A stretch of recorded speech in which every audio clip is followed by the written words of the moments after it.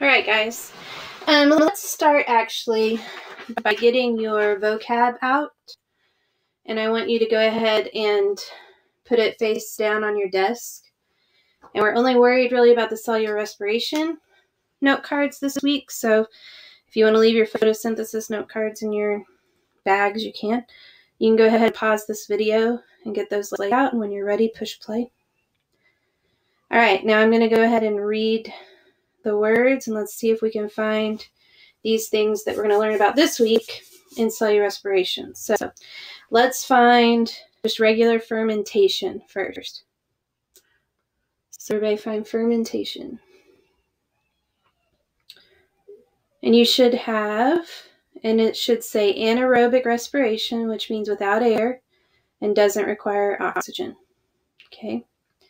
Now let's find mitochondria. Should be an easy one. Mitochondria. You should have it. And you can pause this video if I'm going too fast. This is the site of cellular respiration found in plants and animals. Let's find Krebs cycle. You saw this in your video yesterday. This is the second step of cellular respiration. Releases energy, makes CO2. Let's find alcoholic fermentation. Performed by yeast, uses glucose in fruit, produces alcohol as a byproduct. Let's find glycolysis. This was in your video yesterday. First step of cellular respiration, splits glucose, uses oxygen. Let's find electron transport chain. Also in the video, this uses energy from Krebs to make 32 ATP, third step of cellular respiration. Let's find ATP. Adenosine triphosphate, energy for the cell. Good. Let's find matrix. It's in the mitochondria. We're going to learn about that today. Let's find lactic acid fermentation. Happens in muscles, causes soreness in muscles. Let's find ATP synthase. Molecule that takes ADP and makes ATP. It's a protein found in the inner membrane of chloroplast and mitochondria. Let's find glucose. Energy storage molecule, broken down in cellular respiration, built-in photosynthesis, C6H12O6. Good. All right, guys, you can go ahead and put your note cards up. At the end of this, you'll probably have time to go over those again. Pause the video, and when you're ready, come back to the video. All right. If you'll go ahead and get out your notes, we are going to do the same kind of notes for cellular respiration that we did for photosynthesis. So this is going to be our what, where, why, when, how notes. We'll do the first part today and then do some of them tomorrow as well. So at the top of your page, if you'll go ahead and label it cellular respiration, which in this one, probably even more than photosynthesis, the name is really obvious, okay? It just means cell breathing. This is why we breathe in oxygen. This is why we breathe out CO2. All of that, even though it comes in our lungs, it goes to our cells where all of this happens. And so let's start with the what of cellular respiration. And again, if you need to pause this video as we go through, feel free to do that and kind of go at your own pace, okay? But make sure that you're writing everything that I do, because I will be taking a grade on these notes once we're done. So let's start with the formula. So we know for cellular respiration, formula is basically the opposite of photosynthesis. So we have to take in glucose, C6H12O6. We do that in the food we eat. We know we also have to take in oxygen, right, when we breathe. We know that that yields three things: 6 water molecules, 6 CO2 molecules, because we breathe out that carbon dioxide, and the big reason, ATP, which we know is energy for the cell.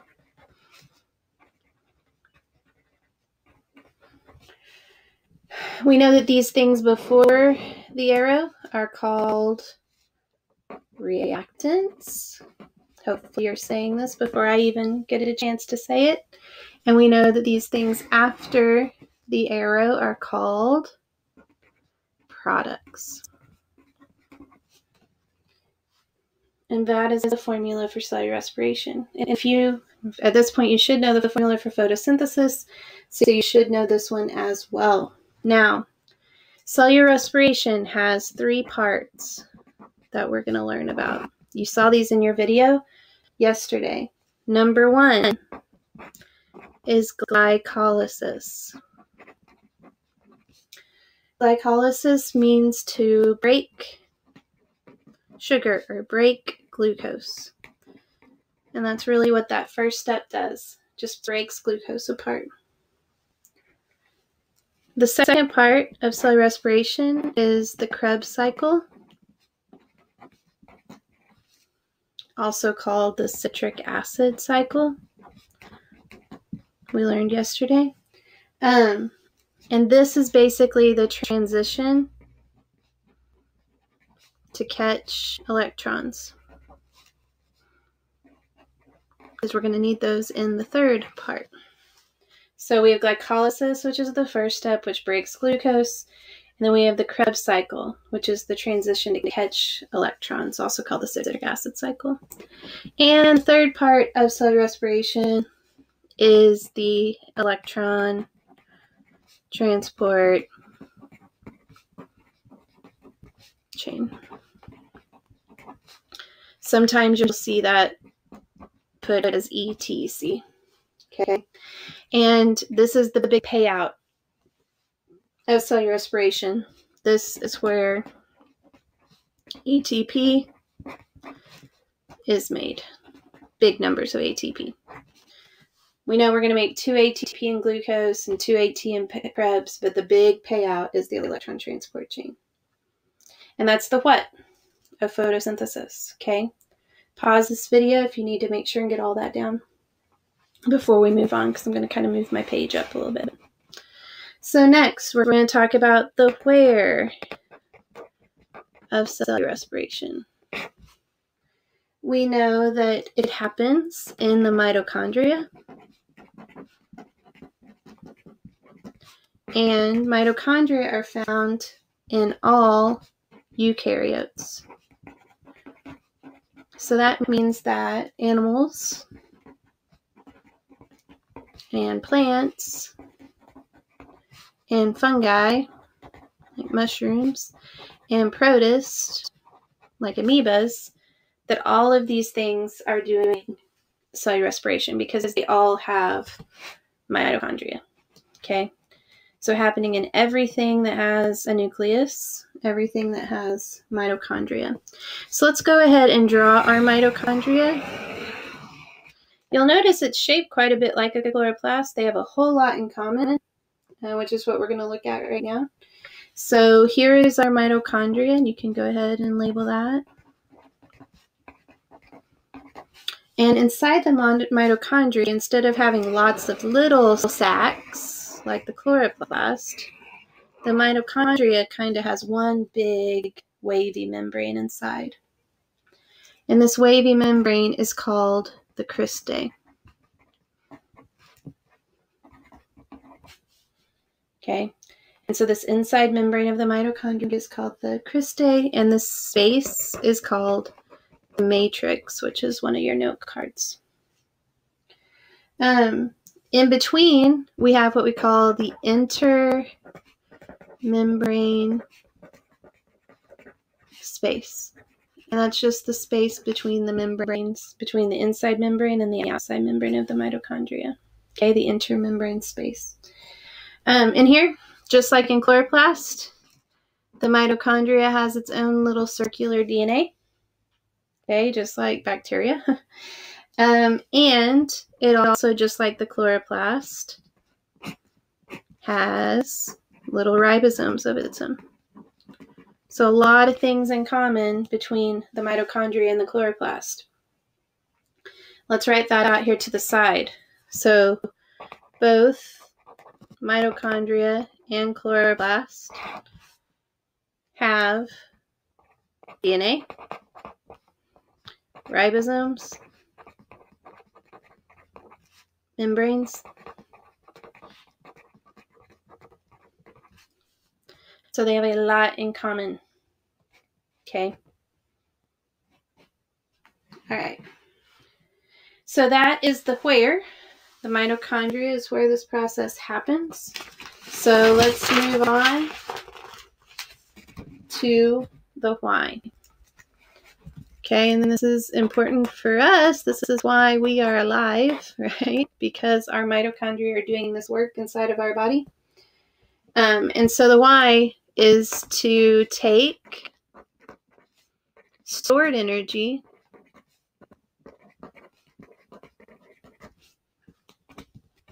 in glucose and make usable energy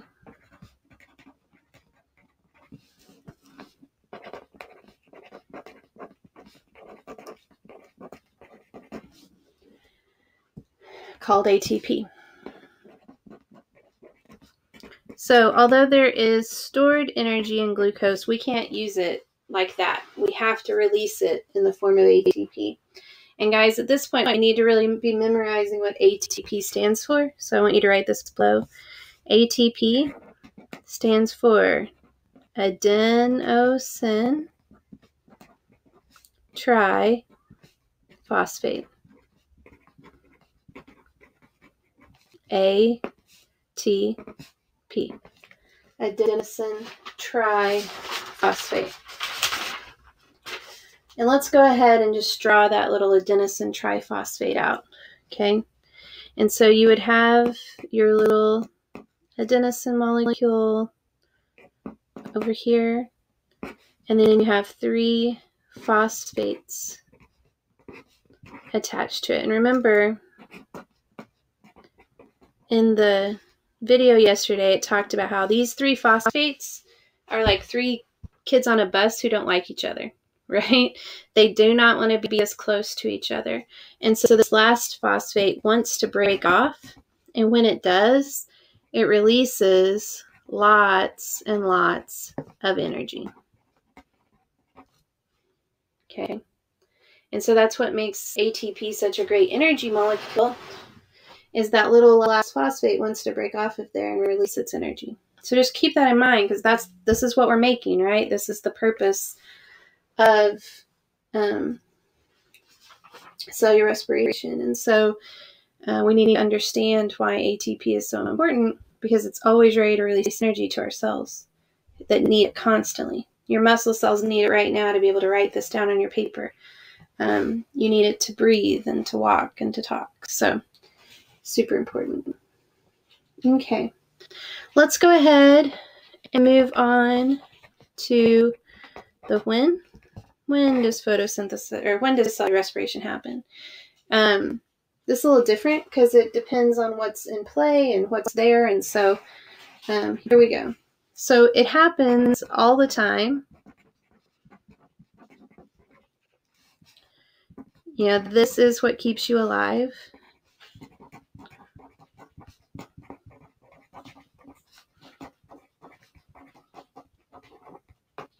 But it has to have oxygen, okay? And so although it's happening all the time, for it to fully happen, you've got to have oxygen in play. And so we're going to kind of go through the 2 possibilities and kind of what can happen. And so we always start with glucose. That's always going to be the starting molecule for cellular respiration. And glucose is always going to go to glycolysis, which, remember, is the splitting of glucose. And so in glycolysis, there's going to be 2 ATP made. Not very much in the big scheme of things, but at least it's something. And then let's talk about if there's oxygen. So with oxygen, which is what we want, okay, it's going to go on to do the Krebs cycle. Going to make 2 more ATP. Still not a ton, but making a little bit, right? And then it's going to go from the Krebs cycle to the electron transport chain.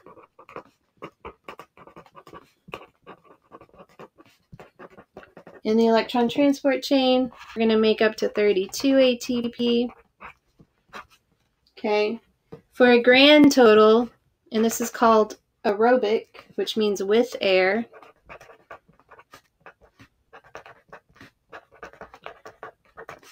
I'll move that up so you guys can see it. With air, we would make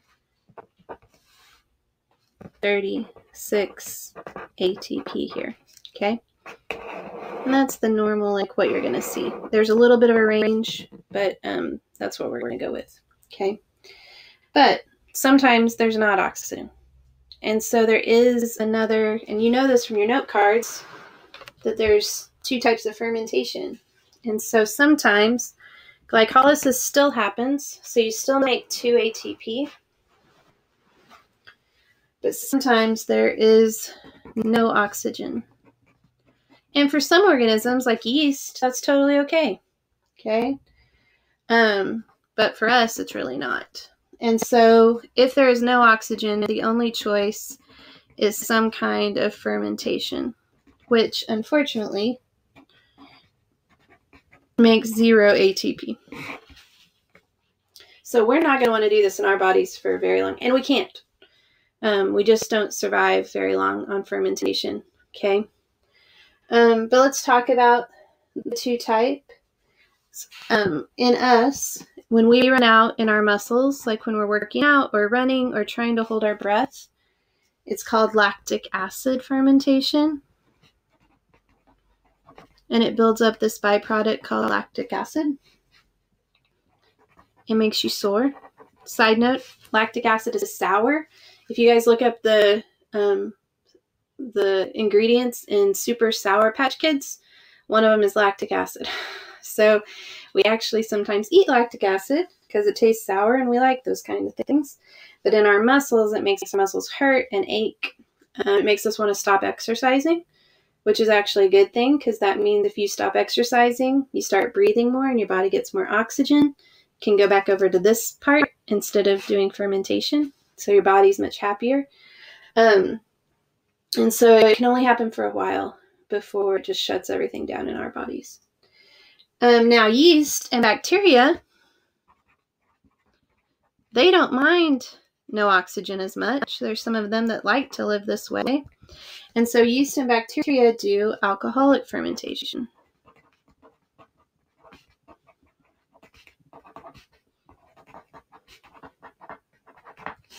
And we see this in things like bread, wine, all kinds of alcohol, so beer. And really part of what happens here is it produces CO2 as a byproduct along with alcohol. And so in alcoholic fermentation, the reason yeast does it in bread, it's what makes bread rise. Okay, so they eat off of the sugar that you put in bread, and they do alcoholic fermentation and release some CO2, and that's what causes the air bubbles in the bread you eat.